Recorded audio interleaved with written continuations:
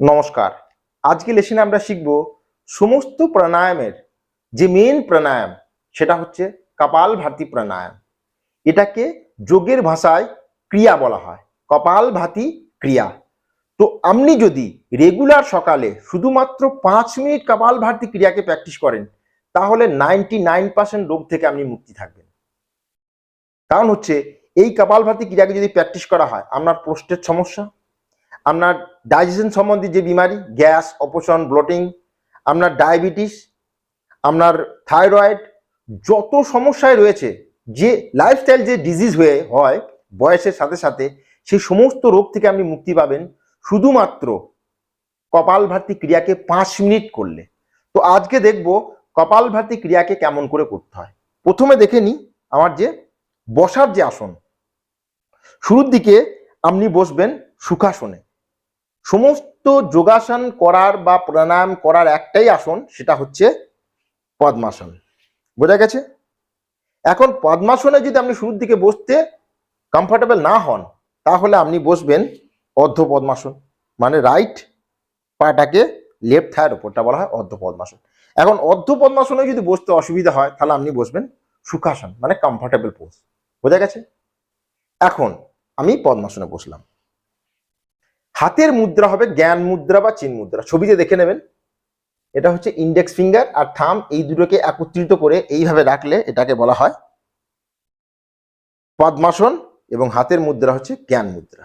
এখন যোগের নিয়ম হচ্ছে মেরুদণ্ড কিন্তু স্ট্রেট থাকবে, মানে কোমর সিধা, এবং আমরা যে গর্দন এটা থাকবে একদম স্ট্রেট।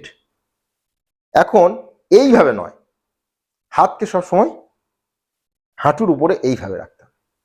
তাহলে আমি যখন শ্বাস ফোর্সফুলি ছাড়বো তখন পুরো আমার যে ফুসফুস বা আমার যে হৃৎপিণ্ড এটা কমপ্লিটলি ফোর্সফুলি শ্বাসটাকে ছাড়তে সক্ষম হবে। কিন্তু এইভাবে রাখলে স্ট্রেচের সৃষ্টি হয়, সেই জন্য কমফর্টেবলি যোগের নিয়ম হচ্ছে এইভাবে বসা।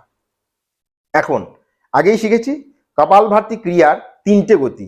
একটা হচ্ছে ধিমি গতি, মানে স্লো স্পিড, দ্বিতীয় হচ্ছে মধ্যম গতি, এবং তৃতীয় হচ্ছে উচ্চ গতি।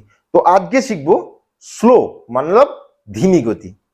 তো হাতের পজিশন বোঝা গেছে, আসনের পজিশন বোঝা গেছে, এবং মেরুদণ্ড স্ট্রেট করে প্রত্যেক সেকেন্ডে একটা করে স্ট্রোক। এখন স্ট্রোকটা কেমন করে দিতে হবে? শ্বাসকে ফোর্সফুলি ছাড়তে হবে নাক দিয়ে, যেমন করে আমরা নাক ঝাড়ি। শ্বাস ছাড়া আর আমার যে পেট, দুটো একই সাথে কমপ্লিট হবে। যেমন মানে শ্বাস ছাড়লাম, সঙ্গে সঙ্গে পেটটাকে ধাক্কা দিয়ে ভিতরে নিয়ে গেলাম। ক্লিয়ার বোঝা যাচ্ছে? বোঝা না গেলে আপনি কমেন্টে লিখবেন, কারণ কপালভাতি ক্রিয়াকে কমপ্লিটলি সঠিকভাবে স্টেপ বাই স্টেপ শিখতে হবে। মানে যোগের প্রথম স্টেপ বা প্রথম ধাপ, মানে প্রথম অধ্যায় শুরুই হয় কপালভাতি ক্রিয়া দিয়ে। তো কপালভাতি ক্রিয়াকে কিন্তু সঠিকভাবে শিখতে হবে। পরবর্তীকালে এই কপালভাতির অনেক উপকারিতা, অনেক আসনের সাথে এটাকে করতে হবে। আপনার ডায়াবেটিসকে কমপ্লিট কিওর করতে হবে, আপনার প্রোস্টেট গ্ল্যান্ডকে সঠিক আকারে নিয়ে আসতে হবে, আপনার থাইরয়েডকে কমপ্লিটলি কিওর করতে হবে। তো সমস্ত রোগকে কমপ্লিটলি কিওর করতে গেলে প্রথম অধ্যায় কপালভাতি ক্রিয়াকে সঠিকভাবে শিখতে হবে। জ্ঞান মুদ্রা, পদ্মাসন, বসতে অসুবিধা হলে সুখাসন, অর্ধ পদ্মাসনে আপনি বসবেন। এখন ঝাটকা দিয়ে, মানে ফোর্সের সাথে শ্বাসকে নাক দিয়ে ছাড়বো, একই সাথে পেটটাকে ধাক্কা দিয়ে ভেতরের দিকে নিয়ে যাব। নাক ঝাড়ি আমরা সবাই জানি, তো দেখা যাক। শ্বাস ছাড়লাম, পেট ভেতরে গেল। শ্বাস নেওয়াটা কিন্তু অটোমেটিক হবে। শ্বাস নেওয়ার সময় আপনার কোনো কিচ্ছু করার দরকার নেই। বোঝা গেছে? প্রত্যেক সেকেন্ডে একটা করে স্ট্রোক। তো শুরু করা যাক।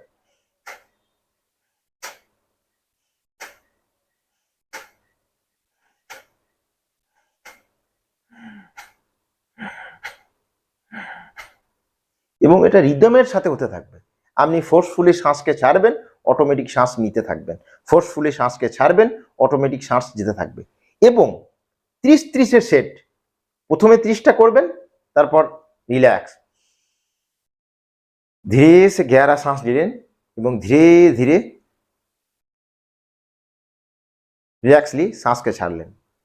তারপর আবার 30 সেট, মানে এবার 30, ফির রিল্যাক্স, ফির 30, ফির রিল্যাক্স, ফির 30, 30 + 30 + 30, বা 30+30+30 90 প্রথম দিন এইভাবে শুরু করবেন। তো বোঝা গেছে? এখন দেখা যাক।